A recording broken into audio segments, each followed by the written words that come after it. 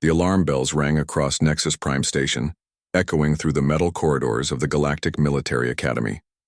Cadet Jake Morrison walked slowly toward the assembly hall, his boots making soft sounds on the polished floor. Around him, other cadets moved with nervous energy. Today was the final test before graduation. Jake looked different from his classmates. While the Xerians buzzed with their insect-like wings and the Vorthon's crystal bodies caught the light, Jake appeared plain and ordinary. He was just a human from Earth, a world most species considered dangerous and wild. But Jake had worked hard to earn his place here. Commander Vexitar stood at the front of the assembly hall. His reptilian scales were dark green, and his yellow eyes scanned the group of cadets. He had been running these tests for 20 years. His voice was deep and serious when he spoke. Cadets, today you face your final examination. You will spend 72 hours in Biodome 7. This test will show if you can handle real danger and fear. Those who pass will become officers in the Galactic Fleet. The cadets listened carefully. Some of the younger ones looked scared. Jake noticed Cadet Zixara, a Xerian warrior, standing tall and confident. Her 6 arms were crossed, and her compound eyes showed no fear. Near her, the Vorthons clustered together, their crystal bodies humming with quiet communication. Commander, Vexitar continued his speech. The biodome contains environments from different worlds, forests, caves, open plains, and rocky hills. You will have basic supplies and emergency beacons. Use the beacons only if you face certain death. An instructor brought out a large case. Inside were small devices that looked like watches. Each cadet took one and put it on their wrist. The emergency beacon could call for help, but using it meant failing the test. There is one more thing, Commander Vexitar said. His voice became quieter, which made everyone pay attention. A shadow maw will be released into the dome with you. Several cadets gasped. Jake had read about shadow maws in his studies. They were apex predators from Krelvas, one of the most dangerous worlds in known space. These creatures were 12 feet tall, covered in black fur, and had claws that could cut through most materials. But the worst part was their fear chemical. When a shadow maw hunted, it released a smell that made most species freeze with terror. The shadow maw will be released 6 hours after you enter the dome. This gives you time to find hiding places and prepare. Remember, this creature has killed trained soldiers. Do not try to fight it. Your goal is to survive. Jake raised his hand. Commander Vexitar looked surprised. Students rarely ask questions during the final test briefing. Sir, has anyone ever tried to communicate with a shadow maw? The other cadets turned to stare at Jake. Commander Vexitar's reptilian face showed confusion. Communicate? Cadet Morrison, shadow maws are killing machines. They do not communicate, they hunt and kill. That is their nature. Jake nodded politely. Yes, sir. I understand. But inside, Jake was thinking about his home world. Earth had many dangerous predators too. Lions, bears, wolves, and sharks all lived on his planet. Humans had learned to live alongside these creatures. Sometimes they even became friends with them. Maybe shadow maws were not so different. The cadets were given their supplies. Each received a backpack with food for 3 days, water purification tablets, a basic sleeping bag, and some simple tools. No weapons were allowed. The test was about survival, not fighting. They were led to Biodome 7 through a series of airlocks. The dome was huge, almost like being outside on a real planet. The ceiling showed a fake sky with artificial stars. Different areas had different environments, just like Commander Vexitar had said. Most cadets immediately started looking for hiding places. Zixara gathered several other students and headed toward the rocky hills. Her warrior training told her to find high ground and defensible positions. The Vorthons moved toward a crystal cave system where their natural camouflage would work best. The Luminari, beings made of pure energy, dimmed themselves and floated toward the darkest areas. Jake did something different. He walked to the center of the dome, where there was a small clearing surrounded by trees. He set down his backpack and began gathering dry wood. Within an hour, he had built a neat fire pit and collected enough fuel to keep a fire burning for days. From their observation room above the dome, Commander Vextar and other instructors watched through hidden cameras. They could see every cadet and track their movements. "The human is making a fire in the open," reported Lieutenant Cora, a young Xerian instructor. "That will attract the Shadow Maw directly to him." Commander Vextar studied the screen showing Jake. The human seemed calm and focused. He was arranging his campsite with care, as if he planned to stay there for the entire test. "Perhaps he does. Not understand the danger?" suggested Dr. Wynn, a Vorthan scientist who helped design the test. "Humans are from a deathworld, but they may not understand predators like the Shadow Maw." Commander Vextar was not sure. He had read Jake Morrison's file. The human had scored well in all his classes. He understood alien biology and had studied predator behavior extensively. This was not ignorance. This was a plan. As night fell in the biodome, the artificial stars grew brighter. Jake's fire crackled peacefully in the clearing. He cooked a simple meal and ate slowly, looking relaxed. Other cadets watched him from their hiding places, confused by his behavior. In the observation room, technicians prepared the Shadow Maw's cage. The creature paced back and forth, its black fur rippling with muscle. Its eyes glowed red in the darkness, and occasionally it released a low growl that made even the instructors nervous through the thick glass. "Release the Shadow Maw in 30 minutes, Commander Vextar ordered. "Monitor all cadets carefully. I want medical teams ready." He looked one more time at the screen showing Jake Morrison. The human was sitting by his fire, apparently unworried about the deadly predator that would soon be hunting him. Commander Vextar had seen many cadets face this test. Some were brave, some were clever, and some were lucky. But he had never seen one who seemed so completely unafraid. The countdown began. Soon the real test would start. The cage door opened with a soft hiss. The Shadow Maw stepped out into the biodome, its massive paws making no sound on the soft ground. The creature stood 12 feet tall at the shoulder, its black fur so dark it seemed to absorb light. Red eyes scanned the artificial forest, and its nostrils flared as it caught the scents of the cadets hiding throughout the dome. In the observation room, Commander Vextar and his team watched their screens carefully.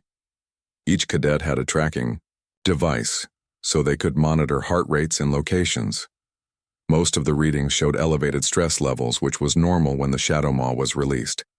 The creature began to move through the dome. Its first action was to release its fear chemical into the air. This invisible cloud spread slowly through the forest, reaching the hiding cadets within minutes. The effect was immediate. Cadet Tren, a young luminary, began flashing with panic. Lights. His energy form flickered wildly as the fear chemical hit his nervous system. He activated his emergency beacon within 10 minutes of the Shadow Maw's release. "First failure," Lieutenant Cora noted, watching as rescue teams moved to extract the panicking luminary.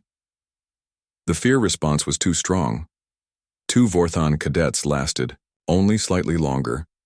Their crystal bodies began resonating with terror, creating a high-pitched sound that could be heard throughout their section of the dome. They used their emergency beacons after 15 minutes, but something strange was happening. The Shadow Maw showed no interest in hunting these easy targets. Instead of moving toward the panicking cadets, it walked with purpose through the forest. Its red eyes were fixed on something specific. "Where is it going?" Dr. Wynn asked, studying the creature's movement pattern.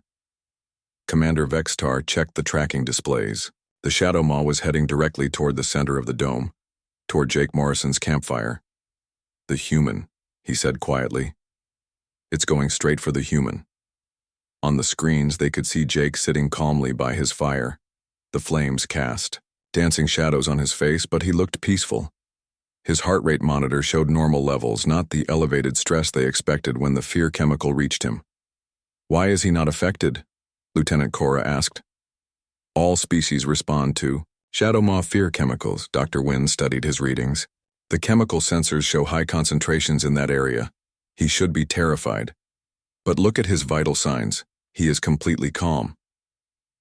The Shadow Maw emerged from the tree line at the edge of Jake's clearing. It stood at the forest edge, muscles coiled and ready to spring.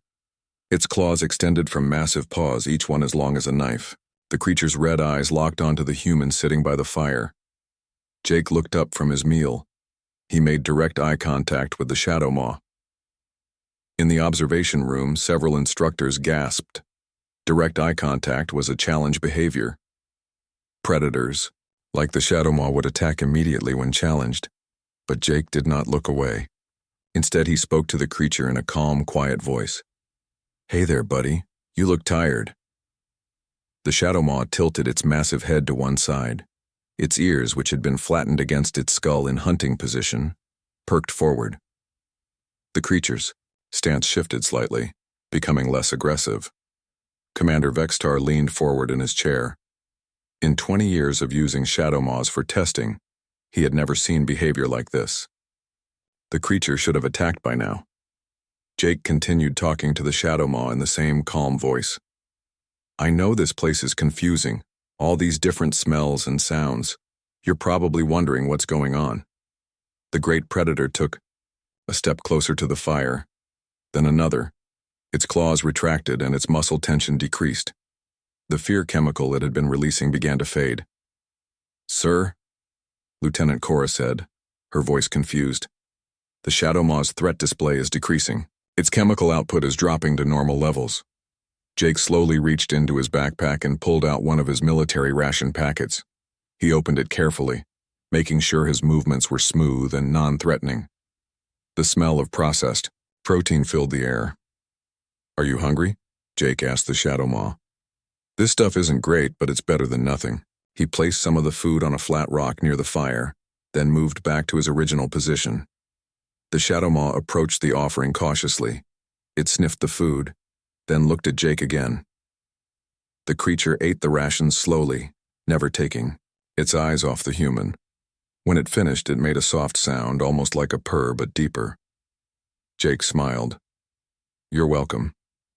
Throughout the dome, other cadets watched in amazement from their hiding places. Zixara, the Xerian warrior, had positioned herself in the rocky hills with a good view of the central clearing. She could not believe what she was seeing. "The human is feeding the Shadow Maw," she whispered to her teammate, Cadet Ryan, another human exchange student who had joined her group. Ryan shook his head. "That's impossible. Jake's either the bravest person I've ever seen, or the craziest." The Shadow Maw finished eating and looked around the clearing. It seemed to notice the comfortable setup Jake had created. The fire provided warmth and the area was sheltered from the dome's artificial weather systems. When Jake pulled out his sleeping bag and began arranging it near the fire, the Shadow Maw watched with interest. The creature circled the clearing, once checking for threats, then lay down about 6 feet from where Jake was setting up his bed. The massive predator rested its head on its paws and closed its red eyes. Within minutes, it appeared to be sleeping peacefully. Commander Vextar stared at his screens in disbelief. The most dangerous creature in their testing program was taking a nap next to a human cadet. "Sir," Dr. Wynn said quietly, "I think we need to contact headquarters. This has never happened before." Commander Vextar nodded. "Send a priority message to Fleet Command. Tell them we have an unprecedented situation." As the night continued, other cadets began to move more freely through the dome. Without the Shadow Maw actively hunting, the fear chemical levels dropped throughout the environment. Some cadets even began approaching the central clearing, drawn by curiosity about what they had witnessed. Jake Morrison slept peacefully by his fire, while the most feared predator in the galaxy dozed contentedly nearby. The test had become something completely different from what anyone had planned. In the observation room, instructors took turns watching the impossible scene. Some began reviewing Earth's biological records, trying to understand how humans could do what no other species had managed. The first night of the test ended not with terror and survival, but with the strange sight of a human and a Shadow Maw sharing a campfire like old friends. Jake woke up as the artificial sun began to rise in the biodome. He felt warm and comfortable, which was unusual for sleeping outdoors. As he opened his eyes, he remembered why. The Shadow Maw was lying next to him, close enough that its body heat had kept him warm through the night. The massive creature was already awake, watching Jake with intelligent red eyes. When Jake sat up, the Shadow Maw raised its head and made a soft rumbling sound. Good morning to you too, Jake said quietly. He reached into his pack and pulled out another ration packet. Want some breakfast? In the observation room, the night shift instructors were briefing the day team. Commander Vextar had been called away to speak with Fleet Command, but Dr. Wynn remained to study this unprecedented situation. The Shadow Maw has shown no aggressive behavior for 8 hours, reported Lieutenant Cora. It appears to have formed some kind of bond with the human cadet. Dr. Wynn studied the biological readings from both Jake and the Shadow Maw. Look at these stress hormone levels. Both subjects show readings consistent with relaxation and comfort. The Shadow Maw's brain activity suggests it feels safe. The other cadets in the dome had spent a restless night. Some had slept little, expecting the Shadow Maw to hunt them. Others had tried to move closer to the central clearing, curious about what they had witnessed.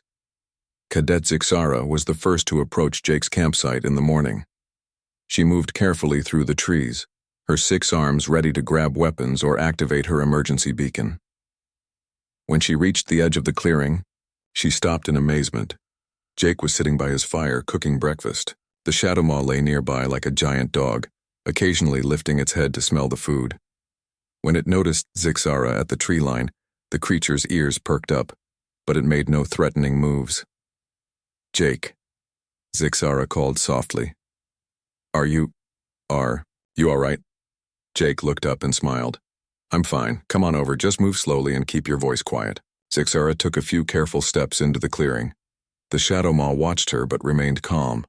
Its red eyes tracked her movement, but there was no sign of the aggressive behavior she expected. How is this possible?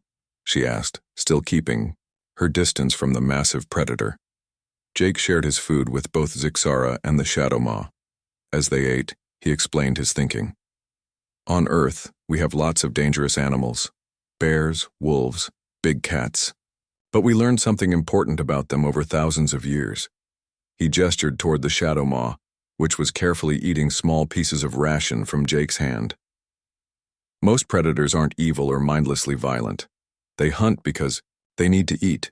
They attack because they feel threatened, but they're also intelligent and social. The Shadow Maw finished eating and settled back down near the fire. It rested its massive head near Jake's feet, close enough to be touched but not demanding attention. Look at how it behaves, Jake continued. It's not acting like a mindless killer. It's acting like a social animal that's been alone and confused. More cadets began arriving throughout the morning. Word had spread through the dome about what was happening in the central clearing. Small groups gathered at the edge of the trees, watching the impossible scene. Cadet Ben Carter, another human, was among the observers. He had studied animal behavior on Earth and understood what Jake was demonstrating. On our world, humans domesticated wolves into dogs. We learned to work with horses, dolphins, even some big cats. Maybe this isn't so different. Dr. Wynn decided to enter the dome personally to observe. He put on a protective suit and went through the airlocks. When he reached the clearing, he was amazed by what he saw. The Shadow Maw was lying on its side, letting Jake examine its paws. The creature's claws were retracted and it seemed completely relaxed. Fascinating, Dr. Wynn said, taking out his scanner. May I approach? Jake nodded. Just move slowly and let it see you clearly. No sudden movements. Dr. Wynn approached carefully. The Shadow Maw watched him but showed no signs of stress. When the Vorthan scientist began taking readings, the creature actually seemed curious about the scanning device. These readings are remarkable, Dr. Wynn said. Its brain activity shows high intelligence and emotional complexity. The fear chemicals it was releasing yesterday were not hunting pheromones. They were stress responses. Jake nodded. That's what I thought. It was scared and defensive, not aggressive. Throughout the day, more cadets gathered around the clearing. The Shadow Maw seemed to enjoy the attention. As long as Jake remained nearby, it would lift its head to look at newcomers, but it never showed threatening behavior. Cadet Lisa Murphy, a human xenobiologist who was observing the test from the academy, arrived with additional scanning equipment. She had been studying interspecies communication and was excited by what she was seeing. Jake, can you tell me exactly what you did when the Shadow Maw first appeared? She asked. Jake thought back to the previous evening. I treated it like I would treat any large, potentially dangerous animal on Earth. I stayed calm, avoided threatening gestures, and showed respect for its space. Lisa took notes while scanning both Jake and the Shadow Maw. Your stress hormones remained normal even when it released fear chemicals. How is that possible? I've been around dangerous animals before, Jake explained. My family has a ranch in Montana. We sometimes have to deal with bears and mountain lions. You learn to read their body language and respond appropriately. The Shadow Maw seemed to understand it was being discussed. It raised its head and looked directly at Lisa, then made a soft sound that almost seemed like it was trying to communicate. Did you hear that? Lisa said excitedly. That wasn't a growl or a threat sound, it was almost like it was trying to talk. By afternoon, nearly all the remaining cadets had gathered around Jake's campsite. The test had become something completely different from what anyone had planned. Instead of a survival challenge, it had become a lesson in interspecies communication.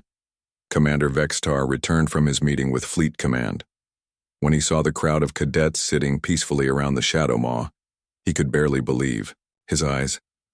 Cadet Morrison, he called from the edge of the clearing. Jake stood up, and the Shadow Maw immediately became more alert. It positioned itself slightly between Jake and the new arrival, not threatening but protective.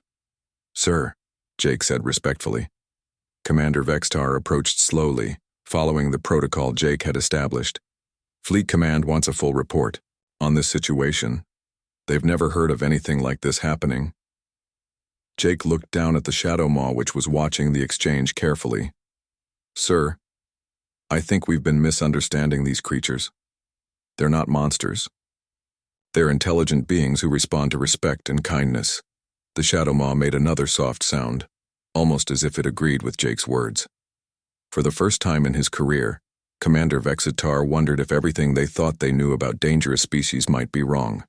The second day of the test brought unexpected visitors to Biodome 7. Fleet Admiral Chen and her scientific advisory team arrived to observe the situation personally. News of a human cadet befriending a Shadow Maw had spread through military command, causing excitement and confusion. Jake woke to find the Shadow Maw already alert, its ears pointed toward the dome's entrance. The creature's enhanced senses had detected the new arrivals before any of the cadets knew they were coming. What is it, buddy? Jake asked quietly, sitting up in his sleeping bag. The Shadow Maw made a low rumbling sound and looked toward the airlock areas. Jake understood. New people coming. That's okay. They just want to see what we're doing here. Admiral Chen entered the dome with a full security team, but she ordered them to wait at the entrance when she saw the peaceful scene in the central clearing. Cadets from multiple species were sitting around Jake's campfire, eating breakfast and talking quietly. The Shadow Maw lay among them like a giant pet. This is unprecedented, Admiral Chen said to Dr. Wynne as they approached the clearing. In all our records, no one has ever successfully communicated with a Shadow Maw. Dr. Wynne nodded. We've been studying the creature's behavior all night. Its brain activity shows complex emotional responses and what appears to be genuine affection for Cadet Morrison. Jake stood as the Admiral approached, and the Shadow Maw immediately moved to his side. The creature's posture was protective but not aggressive. It seemed to understand that Jake was showing respect to a superior officer. Cadet Morrison, Admiral Chen said formally, I understand you've accomplished something remarkable here. Thank you, ma'am, Jake replied, but I think remarkable might be the wrong word. On Earth, this would be pretty normal. Admiral Chen raised an eyebrow. Normal? Jake gestured to the Shadow Maw. Humans have been working with dangerous animals for thousands of years. We domesticated wolves into dogs. We learned to ride horses. We've worked with dolphins, elephants, even some big cats. It's what we do. Lisa Murphy, who had been documenting everything, stepped forward. Admiral, I've been studying Earth's history. Humans didn't just survive on a death world. They thrived by forming partnerships with other species. She activated a portable display showing images from Earth. Pictures of humans working with various animals filled the screen. Dogs helping with hunting, horses carrying riders, dolphins assisting with fishing. Look at this data, Lisa continued. Humans share their planet with predators that would terrify most galactic species. But instead of just hiding or fighting, they learned to understand these creatures. Admiral Chen studied the images with interest. Are you saying this ability is natural to humans? Jake nodded. We call it animal bonding or interspecies communication. Every human culture has stories about people who could talk to animals or make friends with dangerous creatures. The shadow maw seemed to understand it was being discussed. It moved closer to Jake and made a soft sound that almost seemed like purring. Dr. Wynn took out his scanner again. Admiral, the shadow maw's stress levels are at their lowest since we began monitoring. Its brain shows activity patterns consistent with contentment and trust. How did you know to approach it this way? Admiral Chen asked Jake. Jake thought for a moment. When I first saw it, I noticed things that reminded me of animals from home. The way it moved, how it held its head, even the sounds it made. It wasn't acting like a mindless killer. It was acting like an intelligent creature that was confused and defensive. Cadet Ben Carter joined the conversation. Admiral, I grew up on a farm on Earth. Jake's approach is exactly what we do with any large, potentially dangerous animal. Stay calm, show respect, and look for signs of intelligence. Admiral Chen walked slowly around the clearing, observing how the shadow maw interacted with different cadets. The creature was relaxed with humans but more cautious around other species, though it showed no aggression. Dr. Wynn, what do we know about shadow maw behavior in their natural habitat? She asked. Dr. Wynn consulted his data pad. Very little, actually. Krelvis is too dangerous for extended study. We know they're apex predators, but we've assumed they were solitary hunters. Jake shook his head. I don't think they're solitary. Look at how it responds to group interactions. It positions itself to watch everyone like it's trying to understand our social structure.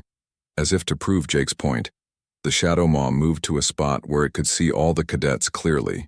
It lay down in a position that wasn't threatening, but allowed it to observe everything happening in the clearing. It's trying to figure out our pack dynamics, Ben observed. Just like a wolf would do. Admiral Chen was beginning to understand the implications. If shadow maws are social creatures, then isolation would be stressful for them.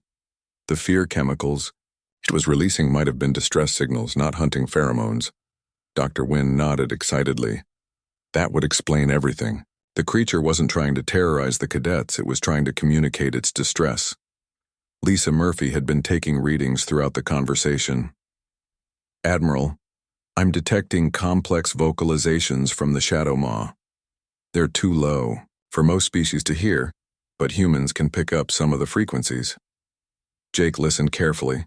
Now that he knew what to listen for, he could hear soft sounds the shadow maw was making. They seemed to change depending on what was happening around it. It's talking to us, Jake said with wonder. We just haven't been listening. The implications were staggering. If humans could communicate with species that other races found terrifying, it would change everything about interspecies relations. Admiral Chen made a decision. Dr. Wynn, I want you to establish a research team immediately. We need to study this phenomenon. Cadet Morrison, you'll be the primary human liaison. She looked around the clearing at the mixed group of cadets, all sitting peacefully near a creature that had been considered a monster just 2 days ago. We may have discovered something that could revolutionize how we approach dangerous species throughout the galaxy, she said.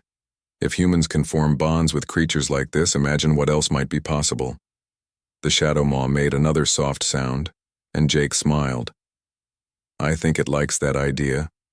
As the day continued, more researchers arrived to study the interaction. But the most important discovery had already been made. Humans possessed a unique ability to understand and communicate with species that other races feared. The test was supposed to last 3 days, but it had already become something much more important. It had become the beginning of a new understanding between species, with humans serving as bridges between the known and the feared. 3 months after the test that changed everything, Jake Morrison stood in his new office aboard the research station Harmony. Through the large window, he could see ships from dozens of species arriving and departing. But the most amazing sight was on the station's observation deck, where a group of cadets were working with creatures that had once been considered monsters. The Shadow Maw, now called Shadow by everyone on the station, had become the first official interspecies liaison animal in galactic history. It wore a special collar that translated its low-frequency communications into sounds other species could understand. Shadow spent its days helping train new cadets and working with research teams. Jake's title was Director of Interspecies Relations, a position created specifically for him after the success in the biodome. His job was to help other species understand creatures they had previously feared. A soft chime announced a visitor. Commander Vextar entered the office, followed by Shadow. The Shadow Maw had grown even more comfortable around different species, though it still preferred human company. Director Morrison, Commander Vextar said formally, though Jake could see he was trying not to smile. We have the results from the latest field tests. Jake gestured for them to sit. Shadow settled down between the chairs, close enough to both men to hear their conversation. How did the Void Kraken interaction go? Jake asked. Commander Vextar consulted his datapad. Cadet Sarah Lee successfully established communication with the creature within 2 hours. The Kraken showed no aggressive behavior, and actually seemed eager to interact with humans. Jake nodded. This was the 15th successful contact with a previously feared species. Each time, human cadets had been able to establish peaceful communication, using techniques developed from Jake's original approach with Shadow. The crystal spiders of Helios 7 responded well to Cadet Marcus Webb, Commander Vextar continued. They appear to be highly intelligent and were attempting to communicate through light patterns. Once Marcus understood their method, they became very cooperative. Shadow made a soft sound, and Jake reached down to scratch behind the creature's ears. The Shadow Maw had become an important part of these briefings, often providing insights through its translated communications. What did Shadow think of the spider reports? Jake asked. Commander Vextar checked the translation device. It says the spiders were probably lonely. Most creatures become aggressive when they're isolated from their social groups. This had become a common pattern. Many of the galaxy's most feared creatures turned out to be intelligent, social beings who had been misunderstood because of their appearance or natural abilities. Admiral Chen's voice came through the communication system. Director Morrison, please report to Conference Room 7. We have visitors from the Andorian Council. Jake and Commander Vextar made their way through the station corridors. Other crew members had become used to seeing Shadow walking alongside them, but visitors still stared in amazement at the sight of a human casually accompanied by a legendary predator. In the conference room, Admiral Chen sat with 3 Andorian representatives. The Andorians were a proud warrior species who had been skeptical of human methods. They believed strength and dominance were the only ways to deal with dangerous creatures. General Thane, Admiral Chen said as Jake entered. This is Director Morrison and his liaison Shadow. General Thane was a tall, muscular Andorian with blue skin and white hair. He looked at Shadow with obvious nervousness, despite trying to appear brave. So this is the beast that terrorized cadets for 20 years, General Thane said, attempting to sound unimpressed. Shadow seemed to understand the tone, if not the words. The Shadow Maw looked at Jake, who nodded slightly. Shadow approached General Thane slowly and sat down in front of him, then tilted its head in what humans had learned was a curious gesture. General Thane took an involuntary step backward. Shadow isn't a beast, Jake said calmly. It's an intelligent being with feelings and social needs. Watch. Jake spoke to Shadow in a quiet voice. Can you show the General that you're friendly? Shadow made a soft sound and gently placed one massive paw on the floor in front of General Thane. Then it lowered its head in what was clearly a respectful bow. The Andorian general stared in amazement. It understands protocol?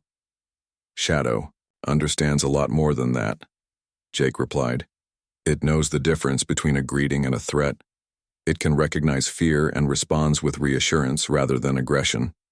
Most importantly, it chooses to cooperate because it wants to, not because it's forced to. Admiral Chen activated a display showing statistics from the new training programs. General, since implementing human interspecies techniques, we've reduced training accidents by 90%. Cadets are learning to work with dangerous situations instead of just surviving them. The second Andorian representative, Colonel Vera, spoke up. But surely this only works with some creatures. What about the shadow dancers of the Nebula Reach? They've destroyed entire ships. Jake smiled. Actually, we made contact with the shadow dancers last week. Cadet Jenny Park discovered they weren't attacking ships. They were trying to help. The dancers exist in multiple dimensions simultaneously, and they could see dangers that our sensors couldn't detect. When they surrounded ships, they were providing protection. General Thane looked skeptical. That seems impossible. Commander Vextar stepped forward. General, I was skeptical too. I had used Shadow Maws to terrify cadets for 20 years. I never imagined they could become partners instead of threats. Shadow made a soft sound and looked at Commander Vextar. The translation device activated. Friend Vextar learned to listen. Now we work together. The Andorians stared at the device. They had never heard a Shadow Maw speak before. How many species have you contacted this way? Colonel Vera asked. Admiral Chen consulted her records. 17 so far, with more being studied every week. Each one has shown intelligence and willingness to cooperate once communication was established. Jake leaned forward. The galaxy is full of intelligent life that we've been too afraid to understand. Humans aren't special because we're braver or stronger. We're just used to living alongside creatures that seem dangerous. General Thane was quiet for a long moment. Finally, he spoke. The Andorian military has been dealing with the flame beasts of Pyros for centuries. They attack our colonies and seem impossible to reason with. Would you like us to try making contact? Jake offered. The general looked at Shadow, who was lying peacefully nearby. You would risk your people to help us? Jake smiled. That's what partners do. 6 months later, Cadet Tom Rivers successfully established communication with the flame beasts. They turned out to be trying to warn the Andorian colonies about underground volcanic activity that their heat-sensing abilities could detect. The attacks had been desperate attempts to make the colonists evacuate to safety. The Galactic Military Academy completely redesigned its training programs. Instead of teaching cadets to survive encounters with dangerous species, they now learned to communicate and cooperate with them. Shadow became the Academy's official mascot and training partner. Jake often stood on the observation deck of Harmony Station, watching new cadets work with creatures that had once been considered monsters. Shadow would join him there, and together, they would observe the growing understanding between species. You know what the best part is? Jake would tell Shadow during these quiet moments. We're not just making the galaxy safer, we're making it less lonely. Shadow would make its soft rumbling sound, which the translation device rendered as, every creature needs friends. Now we help them find each other. The galaxy had learned an important lesson. Sometimes the most fearsome beast just needed someone brave enough to offer friendship instead of fear. And humans, having grown up among Earth's predators, were uniquely qualified to bridge the gap between fear and understanding. The age of cooperation between species had begun, with humans serving as translators between the civilized and the wild, helping the galaxy discover that there were no monsters, only misunderstood friends.